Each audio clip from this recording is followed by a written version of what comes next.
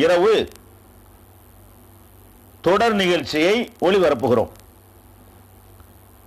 இந்த நிகழ்ச்சியை உங்களுக்கு வழங்கக்கூடிய முஸ்லிம் மீடியா ட்ரஸ்டை பற்றியும் அதனுடைய சமுதாயத்திற்கு பயன் தரக்கூடிய செயல்பாடுகளை பற்றியும் உங்களுக்கு ஒரு சிறிய அறிமுகத்தை முதலிலே நாங்கள் வழங்குகிறோம். 1996 ஆண்டு முஸ்லிம் மீடியா ட்ரஸ்ட் என்ற இந்த நிறுவனம் துவக்கப்பட்டது.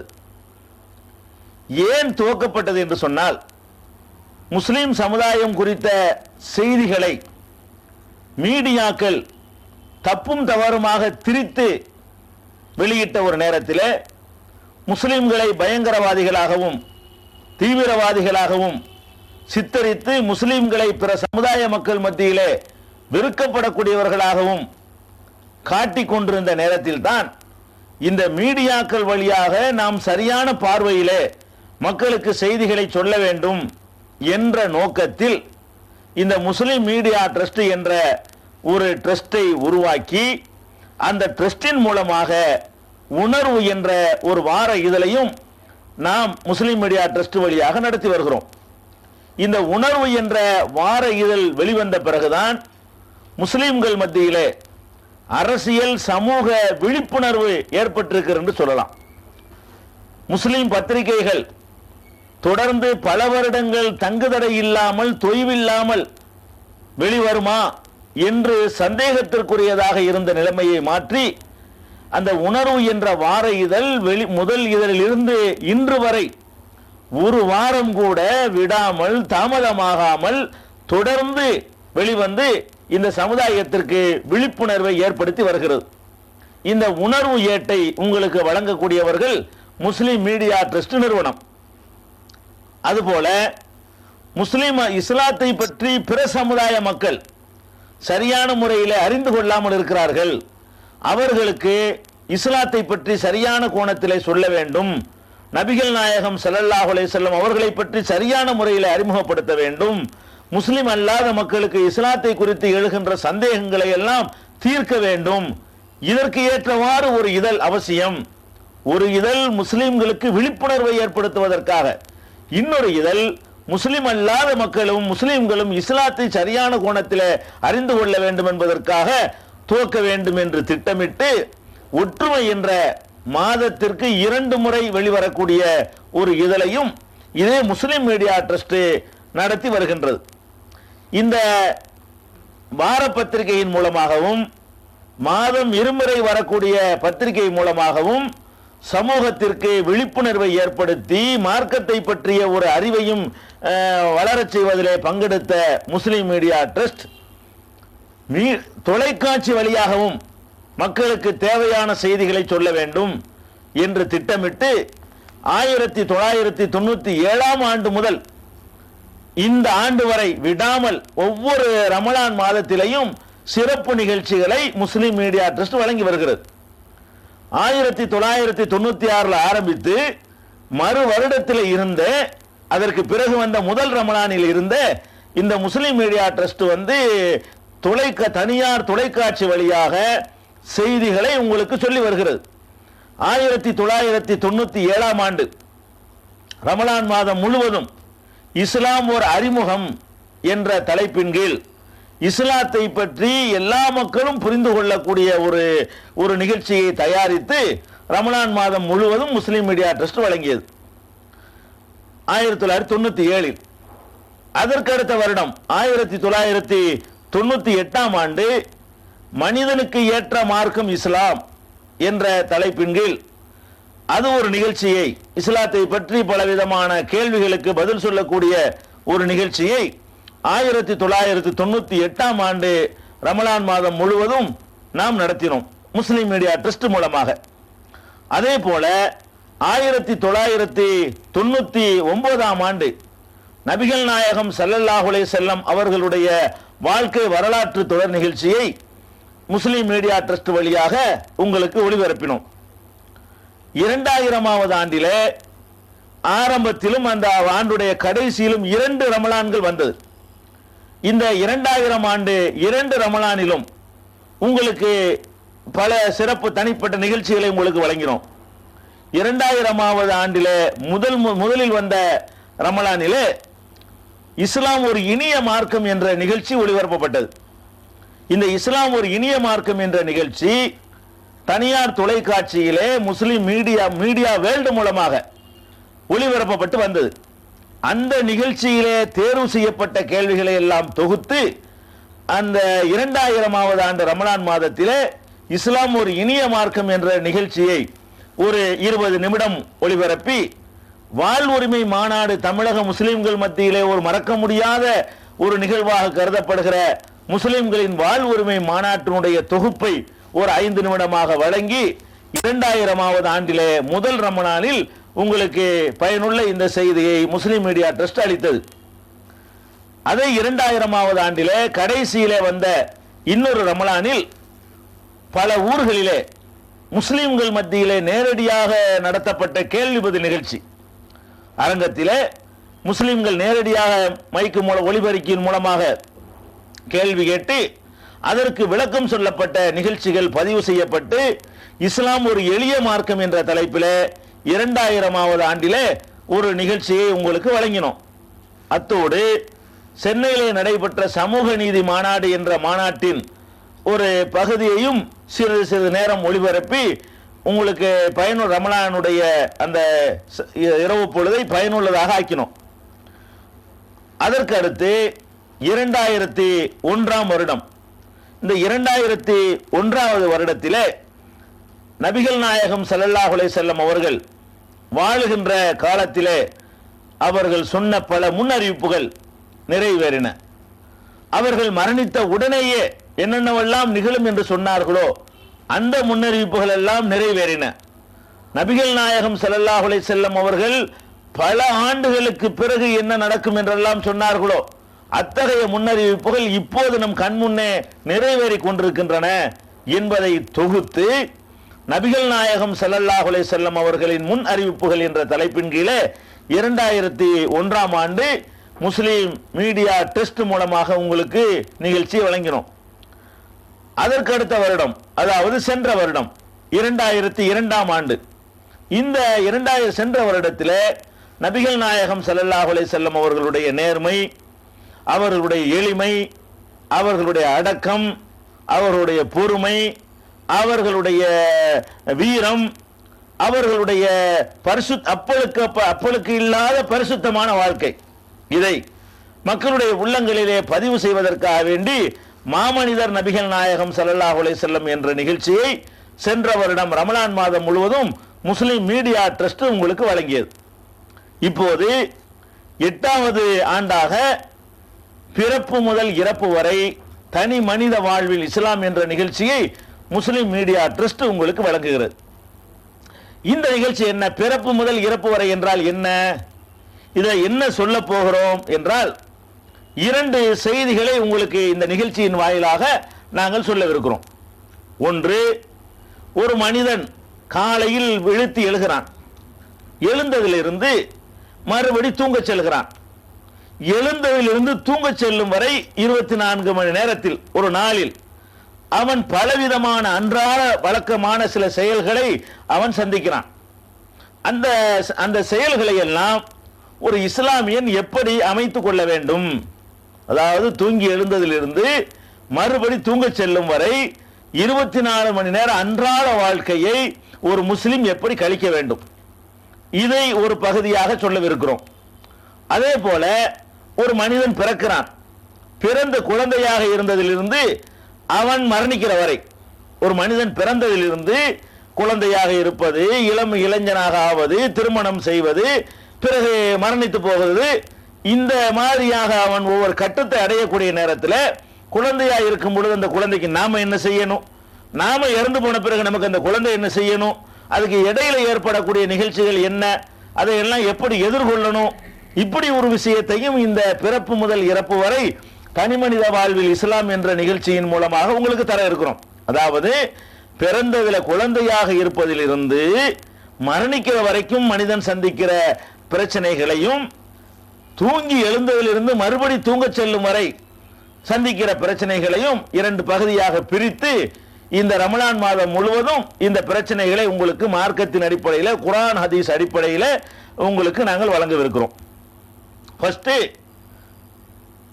முதலில் ஒரு மனிதனுடைய குழந்தை பருவத்திலிருந்து நம்ம ஆரம்பிக்க வேண்டும். குழந்தையை பொறுத்த வரைக்கும் குழந்தைக்கு என்ன சட்டம் நம்ம சொல்ல முடியாது. குழந்தையிலிருந்து குழந்தை எப்படி நடக்கணும்னு சொல்ல முடியுமா?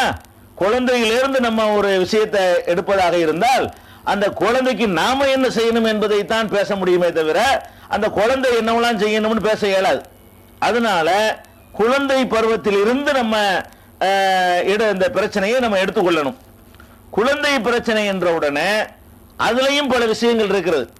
ஏனென்றால் அந்த குழந்தையை பற்றி சொன்ன உடனே சில பேருக்கு இறைவன் குழந்தை பாக்கியத்தை கொடுத்திருக்க மாட்டான். அப்ப அதை எப்படி எதிர்கொள்வது? சில பேருக்கு ஒரு பொம்பளை பிள்ளையா எல்லாம் கொடுத்திருப்பான், அதை எப்படி எதிர்கொள்வது? சில பேருக்கு கொடுத்துட்டு எல்லாம் எடுத்திருப்பான், அதுல கவலைப்பட்டு இருப்பாங்க, அதை எப்படி எதிர்கொள்வது? அதுக்கெல்லாம் மீறி கொடுத்த பிள்ளை எல்லாம் காப்பாற்றி தந்திருப்பான். அப்படி பிரிச்சு கொண்டு வர வேண்டும். அந்த மாதிரி தான் இந்த நிகழ்ச்சியை நாங்கள் உங்களுக்கு வழங்க இருக்கிறோம். முதல்ல ஒரு விஷயத்தை வழங்கிக் கொள்ளணும். ஒரு இஸ்லாமியனை பொறுத்த வரைக்கும் நபிகள் நாயகம் ஸல்லல்லாஹு அலைஹி வஸல்லம் அவர்கள் சொன்ன இந்த அறிவுரையை எல்லா நிலையிலையும் ஒரு முஸ்லிம் நினைவில் வைத்திருக்க வேண்டும். இந்த நிகழ்ச்சியினுடைய முத்தாய்ப்பா நீங்க மனசுல வைத்திருக்க வேண்டிய விஷயம் என்னன்னு கேட்டா, நபிகள் நாயகம் ஸல்லல்லாஹு அலைஹி வஸல்லம் சொன்ன ஒரு அறிவுரை சஹீஹ் முஸ்லிம் என்ற நூலிலே 5318வது ஹதீஸாக இடம்பெற்றிருக்கிற அறிவுரை. நபிகள் நாயகம் ஸல்லல்லாஹு அலைஹி வஸல்லம் சொன்னாங்க, அஜபல் அம்ரில் முமின், ஒரு இறை விசுவாசி, இறை நம்பிக்கையாளனுடைய எல்லா காரியங்களுமே ஆச்சரியப்படத்தக்கதாக இருக்கின்றன. இன்ன அம்ரஹு குல்லஹு ஹைருன், அவனுக்கு ஏற்படுகிற எல்லாமே நல்லதுதான். முதல்ல வழங்கிக்கிறணும். ஆம்பளை பிள்ளையை தந்தானா இல்ல, நல்லதுதான். பொம்பளை பிள்ளையை தந்தானா அதுவும் நல்லதுதான். பிள்ளையே இல்லையா அது நல்லதுதான். கொடுத்துட்டு எடுத்துட்டானா அதுவும் நல்லதுதான். நபிகள் நாயகம் ஸல்லல்லாஹு அலைஹி வஸல்லம் சொல்றாங்க, உங்களுக்கு வாழ்க்கையில எது நடந்தாலும் சரி, ஏன்னா குழந்தையிலிருந்து ஆரம்பிக்கும் பொழுது குழந்தை இல்லாதவங்க இப்படி வெறிச்சு போய் பார்த்துட்டு இருப்பாங்க, அல்லது கொடுத்த குழந்தைய எல்லாம் எடுத்திருப்பான், அது ஒரு மாதிரியா பார்த்துட்டு இருப்பாங்க. ஆமா, பொம்பளை பிள்ளைய கொடுத்துட்டு இது போய் குழந்தைய பத்தி பேசிட்டு இருக்காங்கன்னு சொல்லி பொம்பளை பிள்ளை பத்தவங்க நினைக்குவாங்க. அதனால குழந்தைக்கு பேசுறதுக்கு முன்னாடி இந்த குழந்தையை பற்றி நம்முடைய பார்வை இருக்கு பாருங்க, அதை நம்ம கரெக்ட் படுத்திக்கிறணும். நபிகள் நாயகம் ஸல்லல்லாஹு அலைஹி வஸல்லம் சொல்றாங்க, இன்ன அம்ரஹு குல்லஹு ஹைருன், ஒரு மூமினுடைய அனைத்து காரியங்களுமே நல்லதுதான். வலைஸ ஸாக லி அஹதின் இல்லா லில் முஃமினி, இந்த நிலைமை இறை நம்பிக்கையாளனை தவிர வேறு யாருக்கும் கிடையாது. ஒரு மூமினுக்கு தான், ஒரு முஸ்லிமுக்கு தான் இந்த பாக்கியம் இருக்குமே தவிர எல்லாமே நல்லது என்ற ஒரு பாக்கியம் ஒரு முஸ்லிமுக்கு தான் இருக்கும். அது எப்படி எல்லாமே நன்மை? இன் அசாபத்துஹு சர்ராவ், அவனுக்கு ஒரு சந்தோஷம், மகிழ்ச்சி, நல்லது நடக்குமேயானால் ஷக்கர, அவன் நன்றி செலுத்தி விடுகிறான். ஃபகான ஹைரன் லஹு, அது அவனுக்கு நல்லதாகி விடுகிறது. ஒயின் அசாபத்துஹு லர்ராவு, அவனுக்கு தீங்கு, கெடுதி, கவலை, சங்கடம் ஏற்படுமையானால் சபர, பொறுத்துக் கொள்கிறான். ஃபகான ஹைரன் லஹு, அது அவனுக்கு நல்லதாகி விடுகிறது. அப்ப நல்லது நடந்தா நன்றி செலுத்துறான், அது அவனுக்கு நல்லது. கெட்டது நடந்தா சபுர் செய்யறான், பொறுமை காக்கிறான், அது அவனுக்கு நல்லது. எனவே எல்லாமே நல்லது. ஒரு முஸ்லிமை பொறுத்த வரைக்கும் எல்லாமே நல்லது. ஏன்னு கேட்டா, நாம ஒரு முஸ்லிமுக்கு, ஒரு இறை நம்பிக்கையாளனுக்கு இந்த உலகத்தினுடைய லாப நோக்கம் கணக்கில் கிடையாது. நம்முடைய கணக்கு என்ன? மறுமையில் வெற்றி பெறுவது நமக்கு. இந்த உலக கணக்கு மட்டும் பார்க்கிறவங்க இருப்பான, துன்பம் வந்தா துன்பம் தான் அவனுக்கு, அது அவனுக்கு நல்லதாவே இருக்காது. ஏன்னா அங்கேயும் ஒன்று கிடைக்க போறது இல்லை, அவன் எதிர்பார்க்கறதும் இல்லை. அப்ப இந்த உலகத்திலேயே அவன் எது சிறந்தது இருக்கோ, ஆம்பளை புள்ள இருக்கணும், நல்ல பிள்ளையா இருக்கணும், 4 புள்ள இருக்கணும், இப்படிலாம் விரும்புறான் பாருங்க, அது கிடைச்சா மட்டும்தான் அவனுக்கு நல்லது. ஆம்பளை பிள்ளை எதிர்பார்க்கும்போது பொம்பளை பிள்ளை கிடைச்சா அவனுக்கு நல்லது இல்லை. பிள்ளையே இல்லாட்டி அவனுக்கு நல்லது இல்லை. கொடுத்த பிள்ளைய எல்லாம் கையில் எடுத்துக்கிட்டானா நல்லது இல்லை. ஏன்? அவன் இங்க ரிசல்ட் எதிர்பார்க்கிறான். ஒரு முஸ்லிமை பொறுத்த வரைக்கும் அவனுக்கு கவலை தரக்கூடியதும் ஏற்படலாம், அவனுக்கு சந்தோஷம் தரக்கூடியதும் ஏற்படலாம். அந்த கவலையையும் சந்தோஷத்தையும் மறுமை வெற்றிக்கு உரியதாக அவன் ஆக்கிக் கொள்ள முடியும், ஆக்கிக் கொள்ளலாம். இதை நீங்கள் என்ன செய்யணும்? கவனத்தில் வைத்துக் கொள்ள வேண்டும். அப்ப ஃபர்ஸ்ட் குழந்தைய நம்ம குழந்தைய பருவத்தை பேசுவதற்கு முன்னாடி, குழந்தை இல்லைங்கிற நிலையில் சில பேர் இருக்கிறாங்க. எல்லாருக்கும் எல்லாம் குழந்தையை கொடுத்துறது இல்லை, குழந்தை இல்லாம சிலர் இருக்கிறாங்க. அப்ப இந்த குழந்தை இல்லாதவர்கள் நீங்கள் ஒன்று நினைத்துக் கொள்ள வேண்டும். நபிகள் நாயகம் ஸல்லல்லாஹு அலைஹி வஸல்லம் சொல்றாங்க, சஹீஹுல் புகாரியில 5640வது ஹதீஸ், 5640. இந்த ஹதீஸை நீங்கள் எடுத்து பார்க்கலாம். மாமின் முசீபத்தின் துசீபுல் முஸ்லிம, ஒரு முஸ்லிமுக்கு எந்த துன்பம் ஏற்பட்டாலும், பிள்ளை இல்லைங்கிற ஒரு துன்பம் தானே, ஒரு முசீபத் தானே, எந்த ஒரு துன்பம் ஏற்பட்டாலும் இல்லா கஃபரல்லாஹு பிஹா அன்ஹு, அந்த துன்பத்தின் மூலம் அவனுடைய தவறுக்கு அல்லாஹ் பிராயச்சித்தம் காண்கிறான். இப்ப நம்ம எத்தனை பாவம் செஞ்சிருப்போம், நமக்கு ஒரு துன்பத்தை அல்லாஹ் கொடுத்தான்னு சொன்னா இந்த பாவத்துக்கு அங்க போட்டு மிதிக்காம இங்கே மிதிச்சு போடுறான்னு அர்த்தம், அங்க தண்டனை குறையும் அர்த்தம். அந்த ஒரு கணக்கு விசாரணை வராம போயிடும். சில குற்றங்களை அழிப்பதற்காக வேண்டி அல்லாஹ் ஒரு துன்பத்தை தருகிறான். இது பாரதூரமான பயங்கரமான துன்பத்துக்கு தான் இந்த ரிசல்ட் கிடையாது. ஹத்த சவுக்கா, ஒரு முள்ளு குத்துற வரைக்கும், ஒரு முள்ளு குத்திருச்சா அது ஒரு சின்ன ஒரு மைல்டா ஒரு பாவத்தை அழிக்கும். நபிகள் நாயகம் ஸல்லல்லாஹு அலைஹி வஸல்லம் சொன்னாங்க புகாரில 5640. அதுல 5642வது ஹதீஸ்ல ரொம்ப தெளிவா சொல்றாங்க, ஒரு முஸ்லிமுக்கு ஏற்பட மா யுசீபுல் முஸ்லிம மின் நஸபின் வலா வஸபின் வலா ஹம்மின் வலா ஹுஸ்னின் வலா அதன் வலா கம்மின், இப்படி சொல்றாங்க. ஒரு முஸ்லிமுக்கு ஏற்பட்ட துன்பம், கவலை, சோகம், துக்கம், இழப்பு, நஷ்டம் எது ஏற்பட்டாலும் சரி அதற்கெல்லாம் மறுமையில் அவனுக்கு பரிசு இருக்கிறது, அவனுடைய பாவத்துக்கு பிராயச்சித்தமாக ஆகிறது என்று நபி ஸல்லல்லாஹு அலைஹி வஸல்லம் சொல்றாங்க. இது அதே மாதிரி புகாரியில 5645வது ஹதீஸில் நீங்கள் பார்க்கலாம், மை யுரிதில்லாஹு பிஹி கைரன் யுஸிபு மின்ஹு, யாருக்காவது அல்லாஹ் ஒரு நல்லதை நாடி விட்டார் என்று சொன்னால் அவனை சோதிக்கிறான், அவனுக்கு ஒரு துன்பத்தை கொடுக்கிறான், நல்லது நினைச்சிருக்கான்னு அர்த்தம். ஏன் ஒரு மனுஷனுக்கு நல்லது எது, அங்க வெற்றி பெறுறது நல்லது. இங்க ஒரு கஷ்டத்தை கொடுத்துட்டாங்க போது இங்கே மிதிச்சு விட்டு அங்கேயும் எப்படி மிதிக்கிறேன் அல்லாஹ் என்ன செய்யறான், அப்படி எடுத்துக்கிறாங்க. நம்ம மிதிச்சு விட்டோம்ல ஏற்கனவே, இங்க அல்லாஹ் தரக்கூடிய துன்பத்தை நமக்கு தாங்கிக்கிற இயலும், அங்க உள்ள தாங்கிக்கிற இயலாது. 1 லட்சம் மடங்கு தண்டனையா இருக்கும். இங்க ஒரு அடி கொடுக்கறதுக்கு போல அங்க லட்சம் அடி கிடைக்கும், நமக்கு தாங்கிக்கிற முடியாது. ஏன்னா 65 வருஷ வாழ்க்கை இங்க உள்ளது, அது அழியாத வாழ்க்கை. அதை டிவைட் பண்ணும்போது ரொம்ப காலம் உள்ள கிடக்கிற மாதிரி வந்துடும். அதனால அல்லாஹ் என்ன பண்றான்னு கேட்டா, ஒரு அடியானுக்கு நல்லதை அல்லாஹ் நாடி விட்டால் அவனை துன்பத்தில் பீடிக்க செய்கிறான். அப்ப இந்த குழந்தை இல்லைங்கிறவங்க என்ன நினைக்கணும், எல்லாத்துக்கும் பிள்ளை எனக்கு பிள்ளை தரலையே நினைக்காத, உனக்கு அல்லாஹ் ஒரு நல்லதை நினைத்திருக்கிறான். மறுமையில வெற்றி பெறுவதற்கு உன்னுடைய வாய்ப்பு லேசா இருக்கிறது மற்றவர்களை விட. பெரிய துன்பம் தானே, குழந்தை இல்லைங்கிறது ஒரு பெரிய கஷ்டம் தானுங்க. ஆணா இருந்தாலும் பெண்ணா இருந்தாலும் அது ஒரு பெரிய மனசை பாதிக்கக்கூடிய ஒரு மேட்ரு. நீ அதுக்காக கவலைப்படாத, நீ மற்றவர்களை விட அங்க ஈஸி உனக்கு ரூட் கிளியர் ஆகிட்டு இருக்கிறது அப்படின்னு சொர்க்கத்துக்கு போவதற்கு ரூட் கிளியர் ஆகுறது. அதே மாதிரி நபி ஸல்லல்லாஹு அலைஹி வஸல்லம் இது புகாரில 5645வது ஹதீஸில் பார்க்கலாம். ஒரு அம்மா நபி ஸல்லல்லாஹு அலைஹி வஸல்லம் உங்கள்ட்ட எனக்கு அடிக்கடி இந்த மூர்ச்சையாகி நான் விழுந்துடுறேன், மூர்ச்சையாகி விழும்போது என்னுடைய ஆடைகள் விலகிறது, எனக்கு வெக்கமா இருக்கிறது.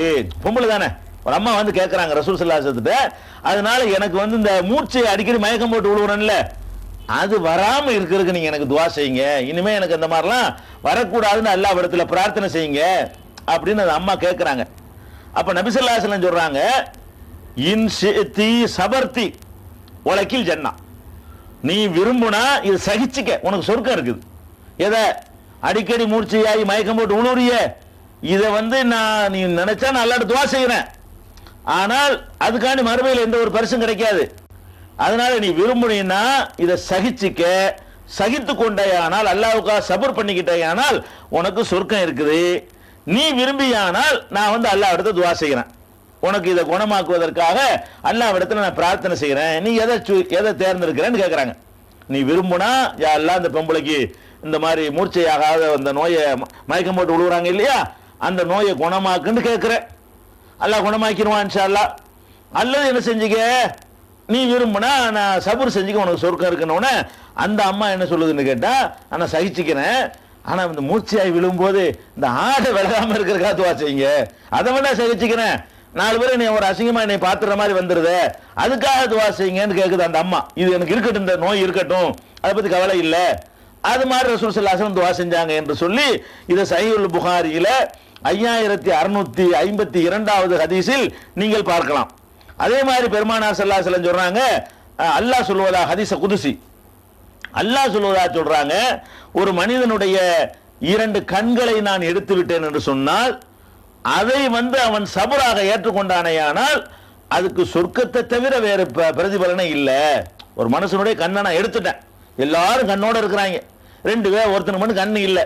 இவன் நினைக்கிறான், அல்லாஹ் படைச்ச ரப்புல் ஆலமீன் செய்யற கிறுக்கனாவன், நம்மளுக்கு என்ன செய்யணும் தெரியாதா, அவன் ஏதோ செஞ்சிருக்கான ஒரு அர்த்தம் இருக்கும், அதனால நான் சபர் செஞ்சுக்கிறேன் அப்படின்னு ஒருவன் சகித்து கொண்டானேயானால் அதற்கு பரிசு சொர்க்கத்தை தவிர வேறு கிடையாது என்று அல்லாஹ் சொல்வதாக நபி ஸல்லல்லாஹு அலைஹி வஸல்லம் அவர்கள் சொல்கிறார்கள். இது புகாரியில 5653வது ஹதீஸாக இடம்பெற்றிருக்கிறது. அதனால ஃபர்ஸ்ட் விளங்க வேண்டிய விஷயம் என்னன்னு கேட்டா, குழந்தை பருவத்தை பேசுவதற்கு முன்னால் குழந்தையை பற்றி நம்முடைய பார்வையை சரி செய்து கொள்ள வேண்டும். குழந்தை அல்லாஹ் தந்திருக்கிறானா அது தனி விஷயம், தரலையா இருக்கட்டும், அதனால என்ன, குழந்தை தரட்டி என்ன, ஒருத்தனுக்கு காசை கொடுப்பான், ஒருத்தனுக்கு காசை எடுப்பான், ஒருத்தனுக்கு நோயை கொடுப்பான், ஒருத்தன் நோய் இல்லாம ஆக்குவான், ஒருத்தன் அழகாக்கி இருப்பான், ஒருத்தன் அசிங்கமாக்கி இருப்பான், அது மாதிரி ஒருத்தனுக்கு பிள்ளையை கொடுப்பான், ஒருத்தன் பிள்ளை இல்லாம ஆக்கியிருப்பான். இதுதான் உலக மேட்ரு. அதனால இந்த மாதிரி அதை நீங்கள் சகித்துக் கொள்ளுங்கள் என்று நபி ஸல்லல்லாஹு அலைஹி வஸல்லம் அவர்கள் அதை நமக்கு கற்று தந்திருக்கிறாங்க. ஃபர்ஸ்ட் நீங்க விளங்க வேண்டியது என்னன்னா, குழந்தை அல்லாஹ் தந்தான்னா அல்ஹம்துலில்லாஹ், குழந்தையை தரலையா அது அப்படியே அல்லாஹ்வுக்கா சபர் செஞ்சுக்கிட்டோம்னு சொன்னா அதுல நமக்கு மறுமையில வெற்றி தரும்.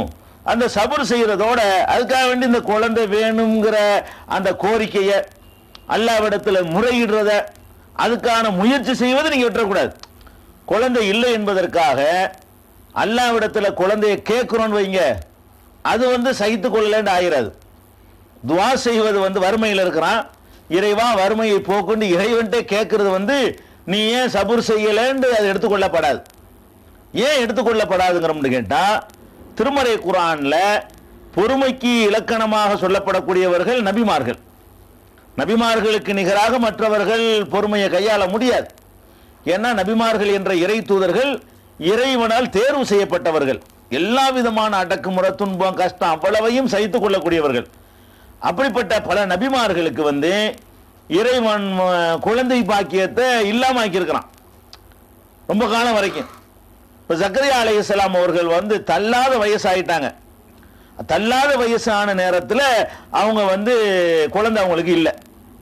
அப்ப என்ன பண்றாங்க, அவங்க அல்லாஹ்ட்ட துவா செய்யறாங்க, அல்லாஹ் இடத்துல பிரார்த்தனை செய்யறாங்க.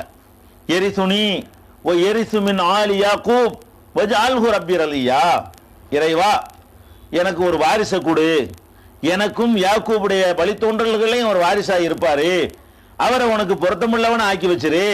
இப்படி எல்லாம் ஜக்கரியா நபி அவர்கள் பிரார்த்தனை செய்தது 19வது அத்தியாயத்தில் 1ல இருந்து நீங்க 6 வசனம் வரைக்கும் பார்த்தீங்கன்னு சொன்னா அவங்க சொல்லுவாங்க, இன்னி வஹனல் அவுமு மின்னி, என்னுடைய எலும்புகள் எல்லாம் தளர்ந்து போய் விட்டன, வஸ்தாலர் ராசு ஷைபா, தலை வேறு நரையினால மின்னுகிறது.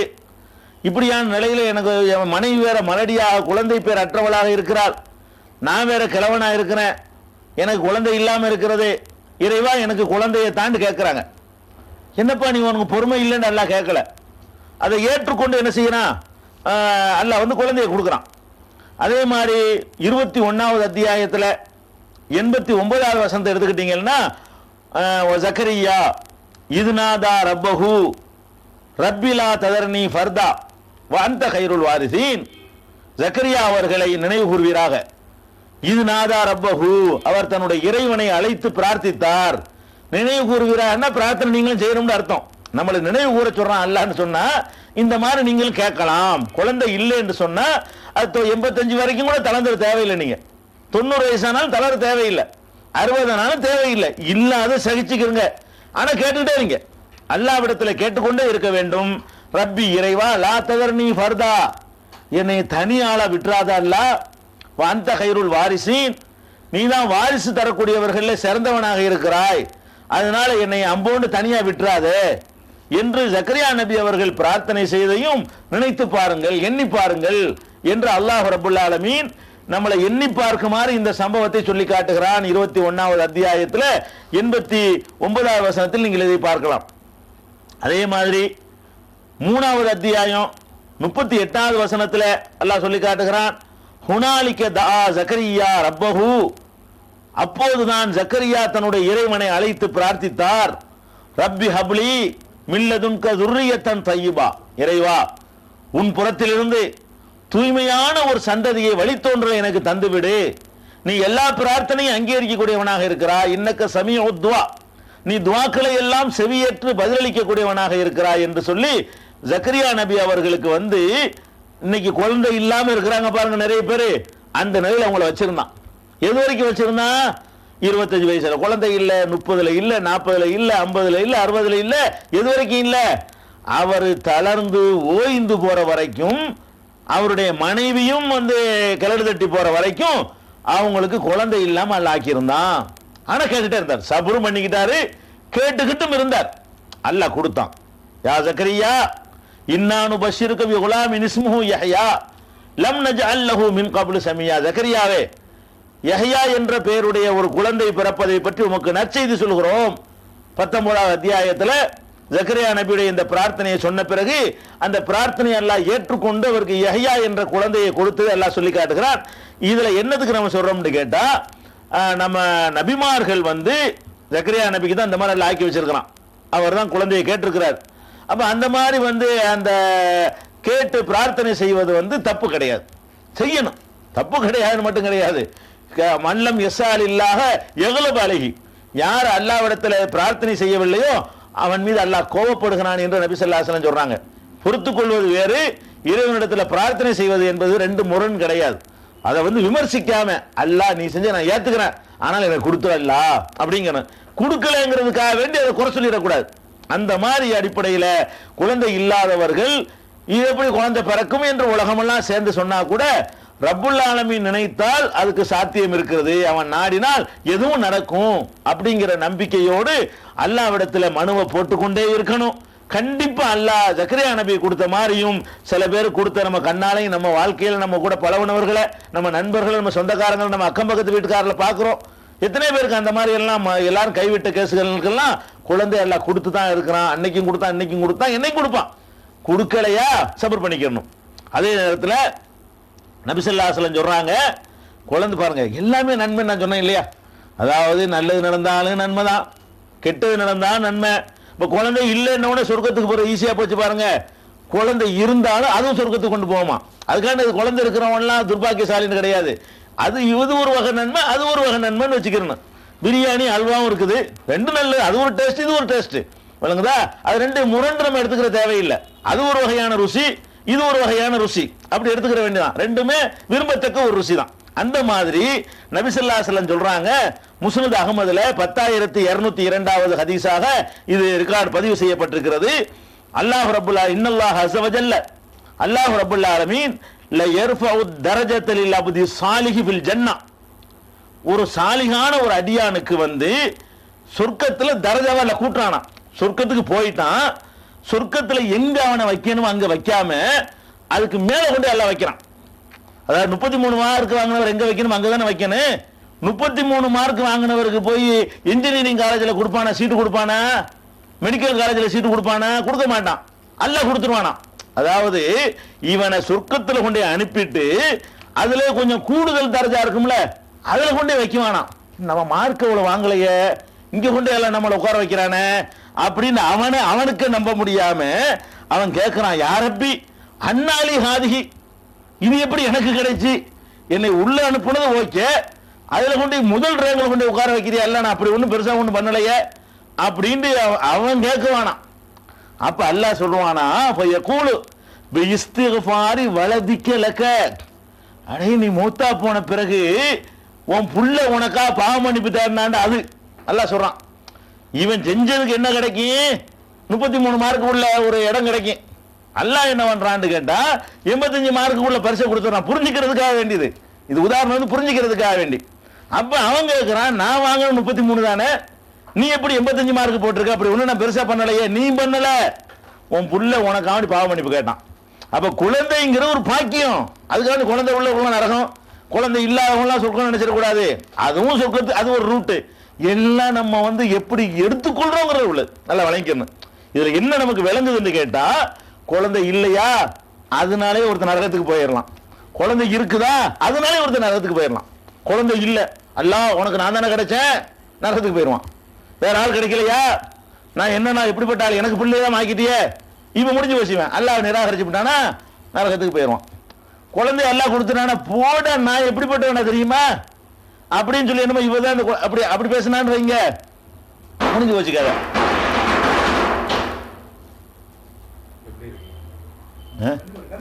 சரி, அப்ப நபிகள் நாயகம் ஸல்லல்லாஹு அலைஹி வஸல்லம் சொல்றாங்க, இதா மாத்தல் இன்சானும், ஒரு மனிதன் மரணிக்கின்ற பொழுது இன்கதா அன்ஹு அமலுஹு, அவனுடைய நல்லறங்கள் எல்லாம் முடிவுக்கு வருகின்றன. நான் இறந்துட்டேன்னு சொன்னா ஒரு அமலாக நான் செய்ய முடியுமா? யாருக்கும் செய்ய முடியாதானே, எல்லா நல்லரும் முடிஞ்சு போய்விட்டது. இல்லாமின் சலாகத்தின், மூன்று காரியங்களை தவிர. அதுல மூன்றுல ஒரு காரியம் என்னன்னு கேட்டா, ஒன்னு சதகத்துன் ஜாரியா, நிலையான தர்மம், வாழும் போதே ஒரு நிலையான தர்மம் பண்ணிட்டு போயிருந்தான்னு சொன்ன, ஒரு கிணறு வெட்டிட்டு போனான்னு சொன்னா அதுல யாரெல்லாம் தண்ணி குடிக்கிறாங்களோ, எத்தனை வருஷத்துக்கு குடிக்கிறாங்களோ அவ்வளவு பேருக்கு இவன் தண்ணி கொடுத்தான்னு கணக்கில் வரவாயிரு, இவன் செத்து போயிருப்பானா. அதே மாதிரி ஒயில்மி பயனுள்ள ஒரு கல்வி ஒருத்தன் கற்றுக் கொடுத்துட்டு போனான், அது அடுத்த ஆள் கற்று ஒரு 1000 பேர் இப்படி போயிடுச்சு. 1000 பேர் கற்றுக் கொடுத்த நன்மை அவனுக்கு போய் கிடைக்கும். இது 2. மூணாவது அவ்வளதின் சாலிகின் எது ஊலகு, அவனுக்காக பிரார்த்திக்கிற சாலிகான குழந்தையை விட்டு போனானேயானால் இந்த குழந்தை செய்கிற பிரார்த்தனை அவனுக்கு தர்ஜாவை கூட்டும். நான் இறந்துருவேன், நான் கொஞ்சம் அமல் தான் பண்ணியிருப்பேன், என்னுடைய பிள்ளைகள் எனக்காக துவா செய்வார்களே ஆனால், பிரார்த்தனை செய்வார்களே ஆனால், அதை பின்னாடி விளக்குவோம். பிள்ளைகள் தந்தைக்கு என்ன செய்ய வேண்டும் என்பது பின்னாடி விளக்குவோம். இப்ப அடிப்படை என்னன்னு கேட்டா, குழந்தைங்கிற ஒரு பாக்கியம், அது விளங்கிக்கணும். அதாவது குழந்தைய நம்ம ஒழுங்கா வளர்த்தோம்னு சொன்னா அதுவும் நம்மளை சொர்க்கத்துல கொண்டு சேர்க்கிறது காரணமா அமையும். குழந்தைய ஒழுங்கா குழந்தை இல்லைங்கிறத நம்ம சபர் செஞ்சுக்கிட்டோம்னு சொன்னா அதுவும். அதனால குழந்தை இல்லைன்ற உடனே அல்ஹம்துலில்லாஹ் இல்லடா அப்படின்னு போயிடக்கூடாது. இல்லைன்னா என்ன செய்யணும்? கேட்கணும். யாரெல்லாம் நீ எப்படியாவது தாண்டு கேட்கணும். அதே மாதிரி நபி ஸல்லல்லாஹு அலைஹி வஸல்லம் சொல்றாங்க, ததாவோ, மருத்துவம் செய்யுங்கள். இன்னலிக்குள்ளி தாயின் தவாவுன், ஒவ்வொரு நோய்க்கும் மருந்து இருக்கிறது. சில பேர் குழந்தை இல்லாமல் போவதற்கு ஒரு குறிப்பிட்ட ஒரு நோய்னா என்ன, ஏதாவது ஒரு குறைபாடு காரணமா இருக்கும். ஆணிடத்துல குறைபாடு, பெண்ணிடத்துல குறைபாடு. அப்ப இந்த குறைபாடு இருக்குன்னு தெரிஞ்ச உடனே அல்லாஹ் அப்படிதான் என்னை படைச்சிருக்கான்னு இருக்க தேவையில்லை.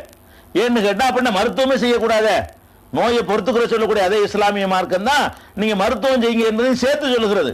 என்ன செய்யணும்னா மருத்துவம் செய்யணும், குணமாகலையா அல்லாஹ் குறை சொல்லிடக்கூடாது, அவ்வளவுதான். அந்த அடிப்படை தான். அந்த மாதிரியான அடிப்படையில் நமக்கு ரசூல் ஸல்லல்லாஹு அலைஹி வஸல்லம் சொல்றாங்க, ததாவோ, நீங்கள் மருத்துவம் செய்யுங்கள். ஃபைன்னலிக்குள்ளி தாயின் தவாவுன், ஒவ்வொரு நோய்க்கு மருந்து இருக்கிறது. அதனால குழந்தை இல்லையா டெஸ்ட் பண்ணுங்க, அதுக்குரிய சோதனைகளை நீங்க இறங்குங்க, அதுக்கு ஏதாவது ட்ரீட்மெண்ட் இருந்தா பாருங்க. எல்லாமே இல்லைன்னு ஆயிடுச்சா அப்ப கூட நீங்க நம்பி இழந்துடக்கூடாது. ஏன்னா ஜக்கரியா நபி அந்த கட்டத்துல இருந்தாங்க. ஜக்கரியா நபி இந்த காலத்துல வாழ்ந்தாங்கன்னு வைங்களேன், அவங்கள மெடிக்கல் ஷேப்புக்கு அனுப்பணும்னா குழந்தை பிறக்காருன்னு சொல்லுவான். இப்போ ஜக்கரியா நபி இந்த காலத்துல வாழ்ந்து அவங்கள அனுப்பியிருந்தா என்ன சொல்லியிருப்பான், உனக்கு 200 வயசாச்சு, அந்த காலத்துல அதிகமான வாழ்நாள் வாழ்ந்தாங்க இல்லையா, உன் முன்னாடி 150 வயசு ஆகி போச்சு, இந்த மாதிரியான கட்டத்துல எல்லாம் குழந்தை பிறக்காதுப்பா போப்பான்னு இருப்பாங்க. ஆனால் என்ன ஆச்சு, அல்லாஹ் ரப்பல் ஆலமீன் அதையும் தாண்டி அவன் நினைச்சான்னு சொன்னா ஏதாவது ஒரு புரோகிராம் பண்ணி விட்டு அவன் உண்டாக்கிடுவான். அதனால இந்த மாதிரியான ஒரு அடிப்படையில் நம்ம குழந்தைய விரும்பவும் செய்யணும், அல்லாஹ்விடத்துல கேட்கவும் செய்யணும். தரலையா அதை சபூர் செஞ்சுக்கிறணும். இது குழந்தையை பற்றி அடுத்த பார்வை. ரெண்டாவது இந்த பார்வை கரெக்ட் பண்ணிக்கணும். அடுத்து என்னன்னு கேட்டா, சில ஆட்களுக்கு அல்லாஹ் என்ன பண்ணிடுவான்னா பொம்பளை பிள்ளையா கொடுத்துருவான். குழந்தைய கேட்பார், ரொம்ப கஷ்டப்படுவார், உண்டு பெரிய பிரார்த்தனைலாம் பண்ணுவார், நேர்ச்சி பண்ணுவார், அது செய்வார் இது செய்வார், அழுது கேட்பாரு. ஆனால் அவர் கேட்கும்போது ஆம்பளை பிள்ளை நினைச்சிட்டு தான் கேட்டிருப்பாரு. அல்லாஹ் என்ன செஞ்சிருவான்னு கேட்டா பொம்பளை பிள்ளையை கொடுத்துருவான். அன்னையிலிருந்து இன்னைக்கு வரைக்கும் ஐயாமுல் ஜாஹிலியா காலத்துல இருந்து இன்னைக்கு வரைக்கும் மனிதன் இதுல விஷயம் திருந்தவே இல்லை. பொம்பளை பிள்ளைன்னா அது வெறுக்கத்தக்கன்னு நினைக்கிறான். பொம்பளை பிள்ளைன்னு இருக்குன்னு வைங்களேன், ஒரு 4 ஆம்பளை பிள்ளையோட ஒரு பொம்பளை பிள்ளைன்னா வெறுக்க மாட்டேங்கிறான். எல்லாம் பொம்பளை பிள்ளைனா வெறுக்கிறான். ஒரே ஒரு பொம்பளை பிள்ளைனா வெறுக்க மாட்டான், இப்படியே சமாளிச்சுக்கலாம்னு நினைக்கிறான். அவன் ஒன்றுக்கு மேல நிறைய பெண்கள் பொம்பளை பிள்ளை இருந்துச்சுன்னு சொன்னா அது வெறுக்கத்தக்க ஒன்றாக அவன் கருதுகிறான். இதை நம்ம இந்த பார்வை மாறணும். ஆம்பளை பிள்ளை பிறக்கும் பொழுது எந்த மாதிரியாக ஒரு மனநிலை நமக்கு வருகிறதோ, அல்லாஹ் நம்ம இதை பார்த்து கொண்டிருக்கூடிய இத்தனை பேருக்கு பொம்பளை பிள்ளையா தந்திருப்பான். அதை பற்றி அல்லாஹ் திருமறை குர்ஆன்ல என்ன சொல்றான் தெரியுமா? 42வது அத்தியாயம் 49வது வசனத்தை நீங்கள் படிக்க வேண்டும். அல்லாஹ் சொல்லி காட்டுகிறான், லில்லாஹி முல்கு ஸமாவாத்தி வல் அர்த், வானங்கள் மற்றும் பூமியினுடைய அதிகாரம் ஆட்சி அல்லாஹ்வுக்கு சொந்தம். யஹ்லுகு மா யஷா, விரும்பியதை அவன் படைக்கிறான். யஹபு லிமன் யஷாஉ இனாதா, அவன் நாடியவர்களுக்கு பெண் குழந்தைகளை அருட்கொடையாக தருகிறான். அங்க அல்ல வார்த்தை யூஸ் பண்றான். யஹபு லிமன் யஷாவு இனாதா, நாடியவர்களுக்கு பெண் குழந்தையை அருட்கொடையாக தருகிறான். வ யஹபு லிமன் யஷாவு துகூர், நாடியவர்களுக்கு ஆண் குழந்தை அருட்கொடையாக தருகிறான். ரெண்டையும் அருட்கொடைன்னு அல்லாஹ் சொல்றான். அது மாத்திரம் இல்ல, பொம்பளை பிள்ளைய முதல் அருட்கொடைங்கிறான், ரெண்டாவது ஆம்பளைக்கு இடம் கொடுக்குறான் அல்லாஹ். குழந்தை பாக்கியத்தை பொறுத்த வரைக்கும் பொம்பளை பிள்ளைய கொடுக்கறத வந்து அல்லாஹ் ஃபர்ஸ்ட் இடத்துல வச்சு சொல்றான். யஹபு லிமன் யஷாவு இனாதா, நாடியவர்களுக்கு பெண் குழந்தைகளை அருளாக தருகிறான். ஓ யஹபு லிமன் யஷாவு துகூர், நாடியவர்களுக்கு என்ன செய்யறான், அதை வந்து ஆம்பளை பிள்ளையும் அருள்குடையா தருகிறான். ரெண்டுமே அருள் தான் விளங்கிக்கணும். அதனால ரெண்டுக்குமே ஹிபத்துங்கிற வார்த்தை, யஹபுங்கிற வார்த்தை அல்லாஹ் ரப்பல் ஆலமீன் பயன்படுத்தி இருக்கிறான். ரெண்டுமே அல்லாஹ் தருகிற பாக்கியம் என்பதுதான் ஒரு முஸ்லிமுடைய நம்பிக்கையா இருக்கணும். பொம்பளை பிள்ளைங்கிறதுக்காக வேண்டி நீங்க தளர்ந்துடவே கூடாது. அதனால எவ்வளவு பெரிய கஷ்டங்கள் வந்தாலும் சரி. இன்னும் சொல்ல போனால் அல்லாஹ் ரப்பல் ஆலமீன் இந்த பொம்பளை பிள்ளை என்ற உடனேயே வெறுக்கிற பழக்கம் இருக்கு பாருங்க, அது காஃபிர்கள் நிராகரிப்பாளர்களின் வழக்கம், அவங்களுடைய குணம், அவங்களுடைய பண்பாடு என்று அல்லாஹ் திருமறை குர்ஆன்ல சொல்லி காட்டுகிறான். 16வது அத்தியாயத்துல 58வது வசனத்தில் அல்லாஹ் சொல்லி காட்டுகிறான். ஒய்தா புஷ்ஷிர அஹதுஹும் பில் உன்சா, அவர்களில் யாருக்காவது பெண் குழந்தை பிறந்த நற்செய்தி சொல்லப்படுமையானால் வல்ல வஜ்ஹுஹு முஸ்வத்தா, அவனுடைய முகம் கருத்து போய் விடுகிறது. அல்லாஹ் கண்டிக்கிறான். பொம்பளை பிள்ளை பிறந்துன்னு மூஞ்சி மாறி போயிருதுப்பா இவனுக்கு அப்படின்னு சொல்லி அல்லாஹ் இன்னும் சொல்லி காட்டுறான். கருத்து போறது மட்டும் இல்ல, பல்ல கடிக்கிறானா, எத்தவாரா மினல் கௌமி, சமுதாயத்திலிருந்து ஒதுங்கி பயந்து வாழ்கிறான். மின் சூயிமா புஷிரபிகி, இந்த கெட்ட செய்தியை கேட்டதற்காக வேண்டி ஒளிஞ்சி மறைந்து வாழ நினைக்கிறான். இதை வளர்க்கிறதா இல்லை பூமியில போட்டு புதைச்சு போடுறதா என்று என்ன செய்யறான், கலங்குகிறான், கவலைப்படுகிறான் என்று வரிசையா எல்லாம் சொல்லிக்கிட்டே போறாங்க. இதெல்லாம் காட்டு மிராண்டு காலத்து மக்களுடைய பழக்கம். அது இஸ்லாத்தை ஏற்ற மக்களுக்கு வரக்கூடாது. ஏற்காதவர்கள்ட்ட இது இருந்திருக்கு. இஸ்லாத்தை ஏற்ற பிறகு சஹாபாக்களா போன பிறகு யார்கிட்டையுமே இந்த மாதிரியான மனநிலை இருக்கவே இல்லை, காட்டு மிராண்டிகள்கிட்ட இருந்துச்சு. அதே மாதிரி அல்லாஹ் ரப்பல் ஆலமீன் சொல்லுகிறான் 43வது அத்தியாயத்துல 17வது வசனத்திலையும் சொல்லி காட்டுகிறான். ஒய்தா புஷ்ஷிர அஹதுஹும் பிமா வரபல் ரஹ்மானி மஸலா லல்ல வஜ்ஹு முஸ்வத்தா, அல்லாஹ்வுக்கு எதை இவர்கள் ரஹ்மானுக்கு, அதாவது மலக்குகள் இருக்காங்க இல்லையா, வானவர்களை அவர்கள் என்ன சொல்லிக்கிட்டு இருந்தாங்கன்னா அல்லாஹ்வுடைய பொம்பளை பிள்ளைன்னு சொன்னாங்க. யாரு? அறியாமை காலத்து மக்கள். நபிகள் நாயகம் ஸல்லல்லாஹு அலைஹி வஸல்லம் அவர்கள் எந்த மக்களை முதலில் சந்தித்தார்களோ அந்த மக்காவில் இருந்த மக்கள் மலக்குகள் வந்து அல்லாஹ்வுடைய பொம்பளை பிள்ளைன்னு சொன்னாங்க. அல்லாஹ் சொல்றான், எதை அல்லாஹ்வுடைய பொம்பளை பிள்ளைன்னு சொன்னாங்களோ அந்த பொம்பளை பிள்ளை பிறந்த நற்செய்தி அவங்களுக்கு சொல்லப்பட்டா மூஞ்சி கருத்து போயிடுங்கிறான் அல்லாஹ். ஏன்டா எனக்கு பொம்பளை பிள்ளைன்னு சொன்னீங்களே மலக்குகள்லாம், உனக்கு பொம்பளை பிள்ளை ஏன்டா மூஞ்சி கருத்து போகுது என்று அல்லாஹ் வந்து கேட்கிறான். 43வது அத்தியாயத்துல 17வது வசனத்தில் அல்லாஹ் சொல்லி காட்டுகிறான்.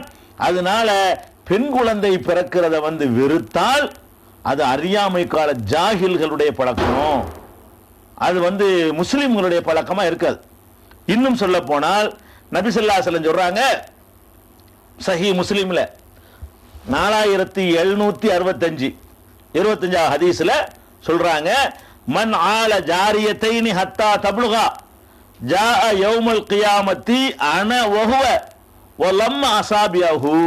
ரசூல் ஸல்லல்லாஹு அலைஹி வஸல்லம் சொல்றாங்க, யார் ஒருத்தன் 2 பொம்பளை பிள்ளைகளை பருவ வயசு வரைக்கும் வளர்த்து ஆளாக்குகிறானோ அவனும் நானும் கியாமத்து நாளையில இப்படி இருப்போம். இணைத்து காட்டுறாங்க, இப்படி ஒட்டிக்கிட்டு இருப்போம், என் பக்கத்துல அவன் இருப்பாங்கிறாங்க.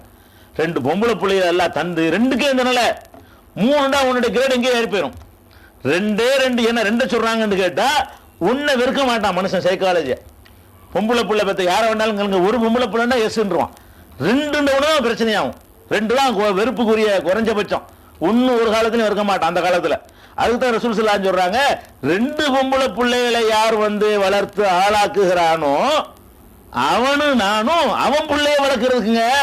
ஊரா விட்டு பிள்ளைய வளர்க்கல, அவன் பெத்த பொம்பளை பிள்ளைய ஒழுங்கா வளர்த்து ஆளாக்கி வளர்த்தெடுத்தான்னு சொன்னா சங்கடப்படாம விருக்காம பொம்பளை பிள்ளைய தந்துட்டானே அல்லாஹ்வை குறை சொல்லாம அதை ஏற்றுக்கொண்டு இதுலயும் ஒரு கயிறு தான், இதுவும் நமக்கு நல்லதுதான் என்று வளர்ப்பானையானால் நானும் அவனும் இப்படி.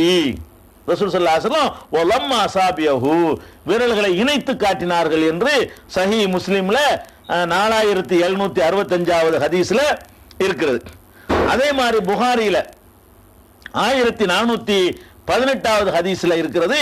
நபிகள் நாயகம் ஸல்லல்லாஹு அலைஹி வஸல்லம் அவர்கள் வீட்டுக்கு போறாங்க. ஆயிஷா நாயகி வீட்டுக்கு போறாங்க, மனைவி வீட்டுக்கு. போகும் பொழுது அவங்க அங்க ஒரு பொம்பளை உட்கார்ந்துருக்கு. ஆயிஷா நாயகியோட என்ன இருக்குது, ஒரு பெண்மணி இருக்கிறாங்க. அவங்க அந்த பொம்பளை வந்து ரெண்டு பொம்பளை பிள்ளைகளை வச்சு உட்கார்ந்துருக்கு. ஆயிஷா நாயகி வீட்டில் போய் ஏதோ கேட்கறதுக்கு போயிருக்கும் போல இருக்கு, யாசகம் கேட்கறதுக்கு. அந்த அம்மாவோட ரெண்டு பொம்பளை பிள்ளைகளும் இருக்கிறது. அப்ப வந்து ஆயிஷா நாயகிட்ட என்ன செஞ்சாங்க, ஏதாவது குடும்பம் பசிக்குதுன்னு கேட்கறாங்க. அப்ப ஆயிஷா நாயகி சொல்றாங்க, என்னிடத்துல ஒரே ஒரு பேரிச்சம்பழம் தான் இருந்துச்சு, அதை நான் அந்த அம்மாவுக்கு கொடுத்தேன். அந்த அம்மா என்ன பண்ணாங்கன்னு கேட்டா, அதை தான் சாப்பிடாம ஒரு பேரிச்சம்பழத்தை ரெண்டா பிச்சு ரெண்டு பொம்பளை பிள்ளைகளும் கொடுக்குது. ரெண்டு பொம்பளை பிள்ளையோட யாசகம் கட்டு வந்திருக்குது. இருந்தது ஒரு பேரிச்சம்பழம், அதை கொடுத்தோம். அதை ரெண்டா பிச்சு தான் கூட எடுத்துக்கொள்ளலாம், மூணா கூட பிச்சுக்கல, ரெண்டா பிச்சு இந்த குழந்தைக்கு பாதி அந்த குழந்தைக்கு பாதியை கொடுத்தது. கொடுத்த உடனே நபி ஸல்லல்லாஹு அலைஹி வஸல்லம் வந்த உடனே இந்த சம்பவத்தை சொல்றாங்க. ஆயிஷா நாயகி, பாவம் ரெண்டு பொம்பளை பிள்ளை வச்சுக்கிட்டு இவ்வளவு கஷ்டப்படுது, பாவம், ஒரு பேரிச்சம்பழம் கொடுத்தேன் அதை கூட சாப்பிடாம அந்த பிள்ளைகளுக்கு கொடுத்துருச்சு இந்த அம்மா அப்படின்னு ஆயிஷா நாயகி அவர்கள் நடந்த சம்பவத்தை வந்து விளக்குறாங்க.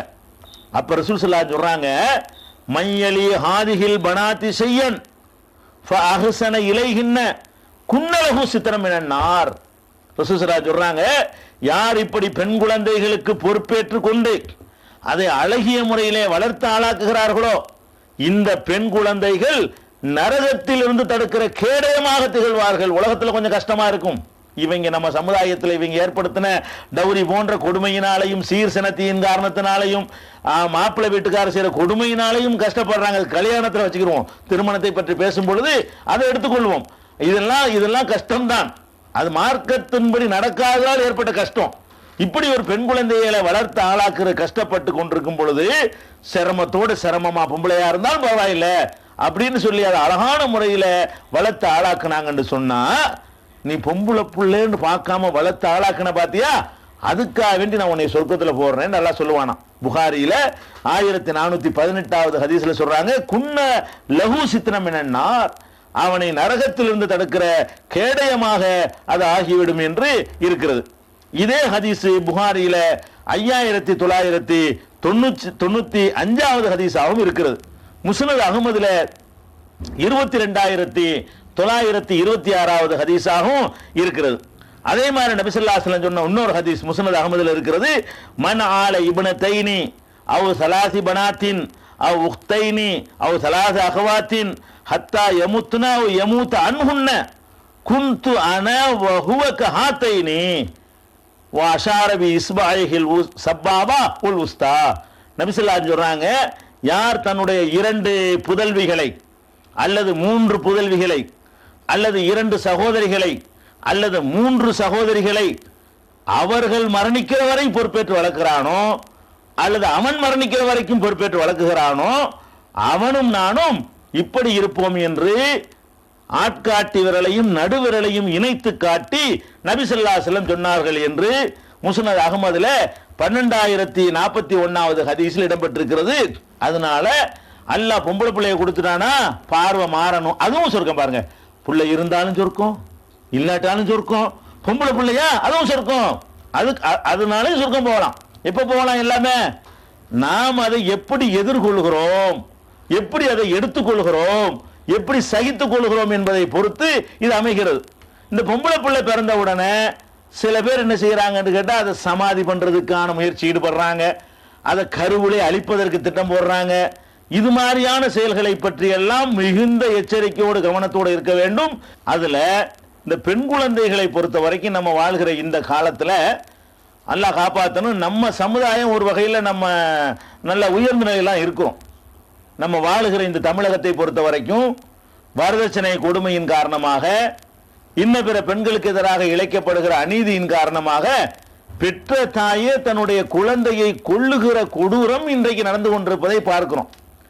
அந்த அளவுக்கு நம்ம சமுதாயத்தில் பெத்து போட்டு கொள்றதுங்கிறது அப்படி ஒரு நியூஸ் நம்ம பார்க்கவில்லை.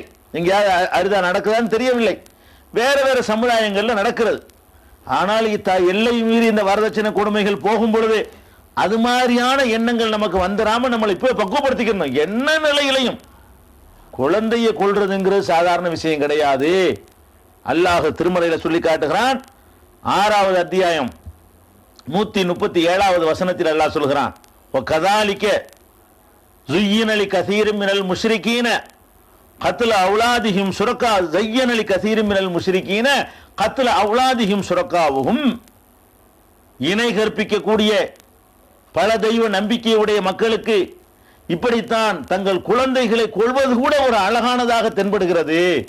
தாங்கள் பெற்றெடுத்த குழந்தையை கொள்வது கூட அவங்களுக்கு நல்லதாக தென்படுகிறது என்று சொல்கிறான். யாருக்கா? பல தெய்வ நம்பிக்கையுடையவர்களுக்கு தான் இது அழகாக தோன்றும்.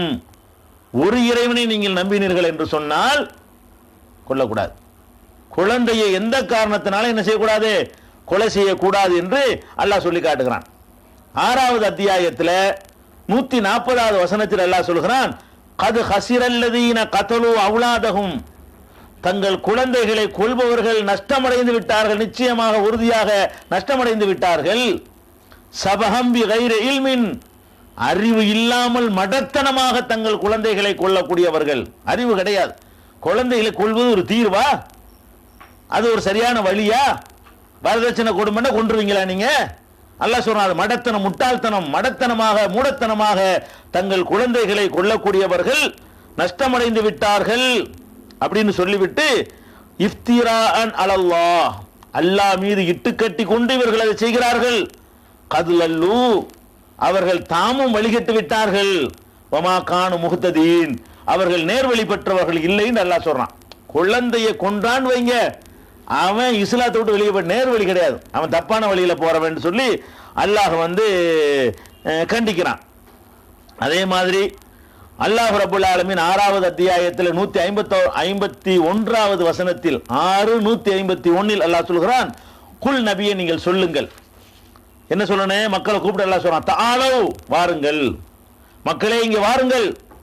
அத்துலுமா ஹர்ரமா ரப்புக்கும் அலைக்கும், உங்கள் இறைவன் உங்களுக்கு ஹராமாக்கியதை, தடை செய்ததை நான் உங்களுக்கு ஓதி காட்டுகிறேன், சொல்லுகிறேன், நீங்க வாங்க, நான் சொல்றதை கேளுங்க என்று நபிகள் நாயகத்தை அல்லாஹ் சொல்ல சொல்றான். அது என்ன நான் தடை செஞ்சது? அல்லாஹ் எதை தடை செஞ்சிருக்கிறான்? அல்லாஹ் துஷ்ரிகு பில்லாஹி ஷையா, அல்லாஹ்வுக்கு எந்த ஒன்றையும் நீங்கள் இணை கற்பிக்க கூடாது. அல்லாஹ் தான். அல்லாஹ்வுக்கு ஈக்குவலா யாரையும் எவரையும் கருதாதீங்க. ஒபில் வாலிதைனி இஹ்சானா, பெற்றோர்களுக்கு நீங்கள் உபகாரம் செய்யுங்கள். வலா தக்துலு அவுலாதக்கும் மின் இம்லாக்கின், வறுமையின் காரணமாக உங்களுடைய குழந்தைகளை கொன்று விடாதீர்கள். நஹ்னு நர்சுக்குக்கும் ஐயாகும், அவர்களுக்கும் உங்களுக்கும் சேர்த்து நாம் உணவளிக்கிறோம். நான் சோறு போட்டு நீ என்னடா கொள்றது வறுமைக்காக வேண்டி? உனக்கு அவனுக்கும் சேர்த்து சோறு தர்ற ஏன் பொறுப்பு?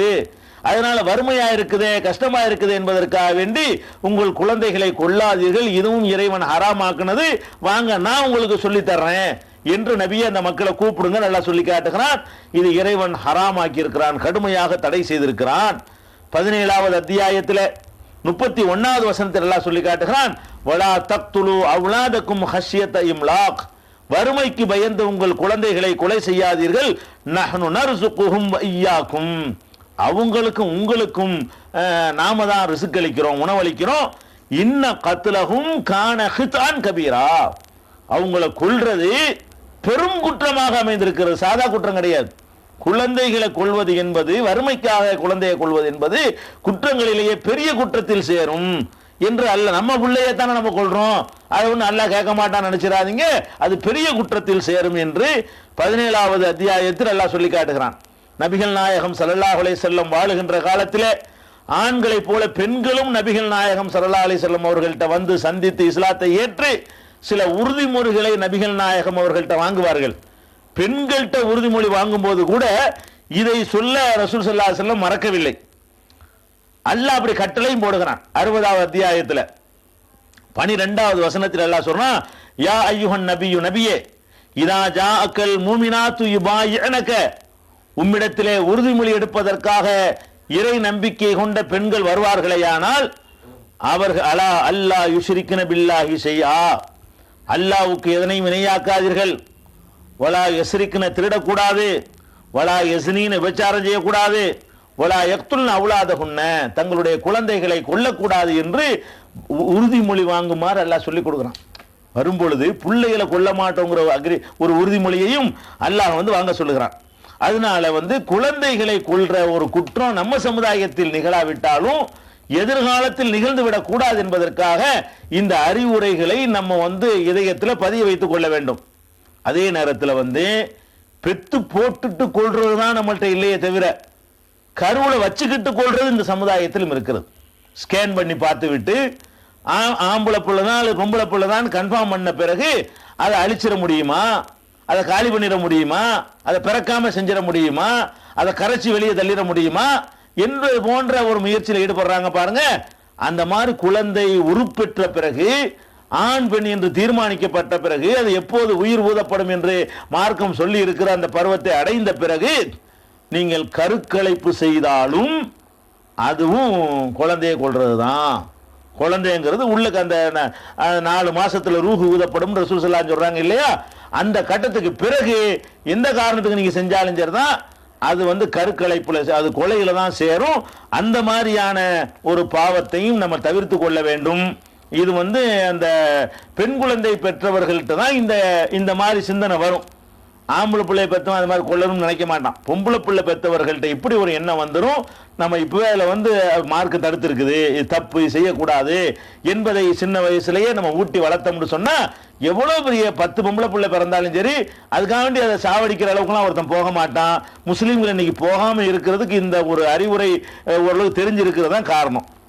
அடுத்தது குழந்தையை பற்றிய பார்வையில் அடுத்து என்னன்னு கேட்டா, அல்லாஹ் குழந்தையை கொடுத்துருவான், கொடுத்துட்டு எடுப்பான். இது கொடுக்காம இருப்பதை விட பெரிய பாதிப்பை ஏற்படுத்துது மக்களுக்கு. கொடுக்காம இருந்தா கூட இல்லேன்னு போயிடும். கொடுத்துட்டு வாழ்ந்து கட்டவாங்கல்ல, ஏழையாவே ஒருத்தன் இருந்தான்னா அவனுக்கு பெருசா பாதிப்பு இருக்கு, அதுக்கு பழகி போயிட்டான் அதுவே அவனுடைய வாழ்க்கையாயிரும். நல்ல வசதிகள்லாம் கொடுத்துவிட்டு திடீர்னு எல்லாம் எடுத்தாண்டு வைங்களேன், அவன் டோட்டலா எல்லாத்தையும் மாத்தணும். படுக்கையை மாத்தணும், ட்ரெஸ்ஸை மாத்தணும், வீட்டை மாத்தணும், நடைய மாத்தணும், உடைய மாத்தணும், எல்லாம் மாறி போயிடும். அது அவனுக்கு பெரிய நரக வேதனையா இருக்கும். இப்ப கொடுத்து எடுப்பது என்பது அதே மாதிரி தான். குழந்தைகளை அல்லாஹ் கொடுக்காம இருந்தான்னு வைங்களேன், ஒரே எதிர்பார்ப்பு தான். கொடுத்து எடுத்தான்னு வைங்களேன், அது பலவிதமான அந்த குழந்தையுடைய சிரிப்பு யாபத்துல நிற்கும், அதனுடைய அழுக கவனத்துல நிற்கும், அது கொஞ்சினது அதுக்கு என்னென்னமோ அந்த ஒரு 10 நாள் குழந்தையா இருந்தா கூட அந்த 10 நாளுடைய சேட்டைகளும் உள்ளத்துல என்ன செய்யும், நின்று வதைக்கும். மாதிரி கொடுத்து எடுத்துட்டானேன்னு சொல்லி அந்த மாதிரி இருக்கக்கூடிய நேரத்தில் அதுவும் நன்மை அளிக்க முடியும். நம்முடைய பார்வை சரியாக இருக்குமையானால் கொடுத்த குழந்தையை அல்லாஹ் வாங்கி கொண்டான் என்று சொன்னால் அது கெட்டதா? அதுவும் நல்லது. எப்ப நல்லது? அதுவும் நம்ம சொர்க்கத்துக்கு போவதற்குரிய ஒரு வழியா எப்ப அமையும் என்று கேட்டால் அதை எப்படி நம்ம எதிர்கொள்ள போகிறோம், அதை எப்படி ஃபேஸ் பண்ண போறோம். நபிகள் நாயகம் ஸல்லல்லாஹு அலைஹி வஸல்லம் அவங்க சொல்றாங்க, அதாவது ஒரு நாள் பெண்கள்லாம் நபி ஸல்லல்லாஹு அலைஹி வஸல்லம் வந்தாங்க.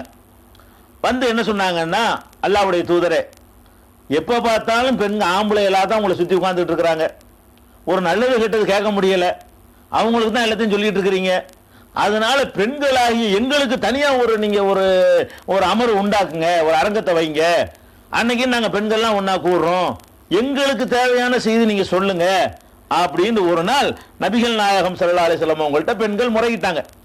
முறையிட்ட உடனே நபி ஸல்லல்லாஹு அலைஹி வஸல்லம் என்ன பண்ணாங்க, நீங்க சொன்ன கரெக்ட் தான், ஏன்னா ஆம்பளைலாம் உட்கார்ந்து இருக்கும்போது உங்களுக்குன்னு உள்ள சில விஷயங்கள்லாம் இருக்கிறது, அது தெரிஞ்சுக்கிற நீங்க ஆசைப்படத்தான் செய்வீங்க அப்படின்னு சொல்லி ஒரு நாள் இத்தனை தேதிக்கு நான் வர்றேன் அப்படின்னு ஒரு டேட்டு ஃபிக்ஸ் பண்ணிட்டாங்க.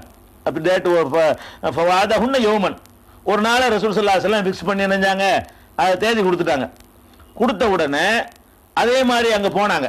பெண்கள்லாம் குழுமி இருக்கிற இடத்துல போய் நின்று சொன்னாங்க, தேவையான அறிவுரைகள்லாம் சொன்னாங்க. அந்த அறிவுரையில் ஒரு முக்கியமான அறிவுரை மட்டும் இங்கே வருது. என்ன வருதுன்னு கேட்டால், கான ஃபீமா கால, அவர்கள் சொன்ன அந்த அறிவுரைகள் அடங்கி இருந்தது, மாமின் குன்ன இம்ராத்துன் துகத்திமு சலாசத்தம் மின் வலதிகா இல்லா காணலகா ஹிஜாபம் என்னார், உங்களில் எந்த பெண்ணாவது 3 பிள்ளைகளை பறிகொடுத்து விடுவாரையானால், ஒரு புள்ள பிறந்து மூத்தா போச்சு, 2வது புள்ள பிறந்து மூத்தா போச்சு, 3வது பிள்ளையும் பிறந்து மூத்தா போச்சு, இப்படி 3 குழந்தைகளை பறிகொடுத்து விடுவாரையானால் அவளுடைய அந்த 3 பிள்ளைகளும் நரகிலிருந்து தடுக்கிற கேடயமாக அது நிற்கும். இல்லா கான ஹிஜாபம் என்னார், அது நரகத்திலிருந்து ஒரு ஹிஜாபாக, ஒரு திரையாக நிற்கும் என்று ரசூல் ஸல்லல்லாஹு அலைஹி வஸல்லம் சொன்னாங்க 3 பிள்ளைக்கு. அப்போ ஒரு அம்மா எந்திரிச்சு கேட்கிறாங்க, கால திம்ராத்துன், ஒரு அம்மா எழுந்து கேள்வி கேட்டாங்க, இஸ்னத்தைனி 2 பிள்ளைகளை பறி கொடுத்தால், அன்று கேட்குறாங்க. அப்போ நபி ஸல்லல்லாஹு அலைஹி சொன்னாங்க வயசுல ரெண்டு பிள்ளைகளை பறி கொடுத்தாலும் தான். அப்போ மூன்று பிள்ளையை பறி கொடுத்தாலும் அது உங்களை சொர்க்கத்தில் கொண்டு சேர்ப்பதற்கு காரணம் அமையும். இரண்டு பிள்ளைகளை பறி கொடுத்து விட்டாலும் அதனாலும் உங்களுக்கு சொர்க்கம் கிடைக்கும். எப்போ இதெல்லாம் கிடைக்கும்? நல்லா விளங்கிக்கணும். பறி கொடுத்ததுக்காக கிடைக்காது. பறி கொடுப்பதை நீங்கள் எப்படி அதை எடுத்துக்கொள்கிறீர்கள்? கொடுத்த இறைவன் எடுத்துக்கொள்றதுக்கு அதிகாரம் படைத்தவன். நம்ம என்ன பண்றது? யாரெல்லாம் நான் சபர் செஞ்சுக்கிறேன், அடுத்த குழந்தைய நல்ல குழந்தையா கொடுக்கலான்னு கேட்க வேண்டியதுதான். கொடுத்தாலும் சரி கொடுக்காட்டாலும் சரி, நீங்க சபர் பண்ணிக்கிட்டீங்களா, சகிச்சுக்கிட்டீங்களா, அல்லாஹ் குறை சொல்லலையா, அதுக்காக பெருசா அழட்டிக்கலையா, அது போதும். அது உங்களை நரகத்திலும் தடுக்கிற ஒரு கேடயமாக அது மாறிவிடும் என்று நபிகள் நாயகம் ஸல்லல்லாஹு அலைஹி வஸல்லம் சொன்ன இந்த செய்தி புகாரியில 102வது ஹதீஸாகவும் 1250வது ஹதீஸாகவும் 7310வது ஹதீஸாகவும் இந்த சம்பவம் இடம்பெற்றிருக்கிறது. அதே மாதிரி சஹீ முஸ்லிம்ல ரசூல் ஸல்லல்லாஹு அலைஹி சொல்றாங்க, அதாவது அபூ ஹுரைராட்ட அபு ஹஸ்ஸான்ங்கிறவர் சொல்றார். என்ன சொல்றாருன்னு கேட்டா, அபூ ஹுரைராவே, எனக்கு 2 ஆம்பல் பிள்ளைகள் எல்லாம் கொடுத்தான், 2 மௌத்தாகி போயிடுச்சு. அபூ ஹுரைராங்கிறவங்க ஒரு சஹாபி, நபிகள் நாயகம் ஸல்லல்லாஹு அலைஹி வஸல்லம் அவங்களுடைய தோழர். அவங்களுக்கு அடுத்த தலைமுறையில் உள்ளவர் அபு ஹஸ்ஸான்ங்கிறவர். அவர் அபூ ஹுரைராட்ட நபிகள் நாயக தோழர்கிட்ட சொல்றாரு, அப்ப எனக்கு 2 ஆம்பளை பிள்ளை எல்லாம் கொடுத்தான், 2 மௌத்தா போச்சு. இது சம்பந்தமா எங்களுடைய மனம் நிறைவடையக்கூடிய ஒரு அறிவுரை ஏதாவது நபிகள் நாயகம் அவர்கள்ட்ட நீங்கள் கேட்டிருந்தால் அதை எங்களுக்கு சொல்லித்தாங்களேன். 2 பிள்ளையை நான் பறி கொடுத்து இப்ப நிக்கிறேன். உங்க சொல்லு மத்த யாரு சொல்ல எங்களை ஆறுதல் படுத்தாது. அல்லாஹ்வுடைய தூதர் ஏதாவது இதை பத்தி சொல்லி இருந்தாங்கன்னு சொன்னா அதை நீங்க எங்களுக்கு சொன்னீங்கன்னு சொன்னா அதில் நாங்க மனநிறைவு அடைவோமே, ஆறுதல் படுவோமே என்று அவங்க கேட்கிறாங்க. அப்ப அவங்க சொல்றாங்க, அபூ ஹுரைரா சொல்றாங்க, ஆமா ரசூல் ஸல்லல்லாஹு அலைஹி சொன்னாங்க, நாம் சிகாருஹும் தஆமீசுல் ஜன்னா யத்தலக்கா அஹதுஹும் அபாஹு அவ் கால அபவைஹி ஃபயஅஹுது பி ஸௌபிஹி அவ் கால பி யதிஹி கமா ஆஹுது அன பி சனஃபதி ஸௌபிக ஹாதா ஃபலா யன்தஹி ஹத்தா யுதுஹிலஹுல்லாஹு வ அபாஹுல் ஜன்னா வருது. அதான் என்ன செய்யும்னு கேட்டா, குழந்தை இறந்து போச்ச உடனே அது என்ன செய்யும்னு கேட்டா, சொர்க்கத்தில் நம்மளுடைய ஆடைய, தகப்பனுடைய தாய் தந்தையோட ஆடையை பிடிச்சிக்கிட்டு சொர்க்கத்துக்கு இழுத்துக்கிட்டு போய் உள்ள கொண்டே விடாம ஓயாது. அதுக்கு அந்த அதிகாரம் இல்லை. அப்படி அல்ல அந்த செட்டப் பண்றான். அந்த குழந்தைக்கு அந்த அதிகாரம் கொடுத்துருக்குது. அந்த அந்த குழந்தைக்கு இயற்கையா அந்த அதிகாரம் இல்லாவிட்டால் கூட குழந்தையை பறி கொடுத்து சபர் பண்ணதுனால அந்த குழந்தை காத்துக்கிட்டு நிற்கும். இவரை இழுத்துக்கிட்டு போய் சொர்க்கத்தில் கொண்டு விடக்கூடிய வேலையை செய்யும் என்று நபி ஸல்லல்லாஹு அலைஹி வஸல்லம் சொல்லி இருக்கிறாங்கப்பா, நீ கவலைப்படாத என்று சொன்னதாக சஹீ முஸ்லிம்ல 4769வது ஹதீஸ்ல இதை நீங்க பார்க்கலாம். அதே மாதிரி ரசூல் ஸல்லல்லாஹு அலைஹி வஸல்லம் அவர்கள்ட்ட இது முஸ்னத் அஹ்மதுல இடம்பெற்றிருக்கக்கூடிய 15042வது ஹதீஸ். ஒரு மனிதர் நபிகள் நாயகம் ஸல்லல்லாஹு அலைஹி வஸல்லம் அவரோட அவங்கள பார்க்க வரும்பொழுது மகனையும் கூட்டிகிட்டே வருவார். அடிக்கடி ஒரு மனிதர் வருவார். அவர் நபி ஸல்லல்லாஹு அலைஹி வஸல்லம் மாவியா பின் குர்ராங்கிற சஹாபி அறிவிக்கிறாங்க, தன்னுடைய மகனை அழைத்து கொண்டு ரசூல் ஸல்லல்லாஹு அலைஹி வஸல்லம் அவர்கள்ட்ட அடிக்கடி வருவார். அப்ப ரசூல் ஸல்லல்லாஹு அலைஹி வஸல்லம் சொல்லுவாங்க, அத்துஹிப்புஹு, ஏப்பா ரொம்ப பிரியமா பையன் போல, எப்போ பார்த்தாலும் கூட்டிட்டு வர்றீங்க, ரொம்ப பிரியமான்னு கேட்குறாங்க. அப்போ அவர் சொல்றாரு, அல்லாஹ்வுடைய தூதரே, நான் ரொம்ப பிரியப்படுறேன் அப்படின்னு சொல்றார். உஹிப்பு கல்லாஹ் கமா உஹிப்பு, அவரை விரும்புறது மாதிரி தான் உங்களையும் அல்லாஹ்வுக்காக விரும்புறேன்னு சொல்றார். அந்த குழந்தை மேல அவ்வளவு பாசம் வச்சிருக்கிறார்.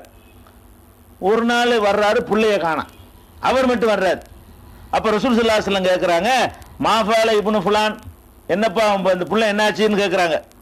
அப்ப ரசூல் ஸல்லல்லாஹு அலைஹி வஸல்லம் சஹாபாக்கெல்லாம் சொல்றாங்க, அவர் போயிட்டாரு, அந்த பையன் அந்த புள்ள இறந்து போயிட்டான் அப்படின்ன உடனே அப்ப ரசூல் ஸல்லல்லாஹு அலைஹி வஸல்லம் சொல்றாங்க, தகப்பனப்பா சொல்றாங்க, நீ சொர்க்கத்தினுடைய எந்த வாசலுக்கு உள்ள நுழைய போனாலும் உனக்காக அங்க வரவேற்க அந்த குழந்தை காத்துக்கிட்டு இருக்கும், நீ கவலைப்படாத.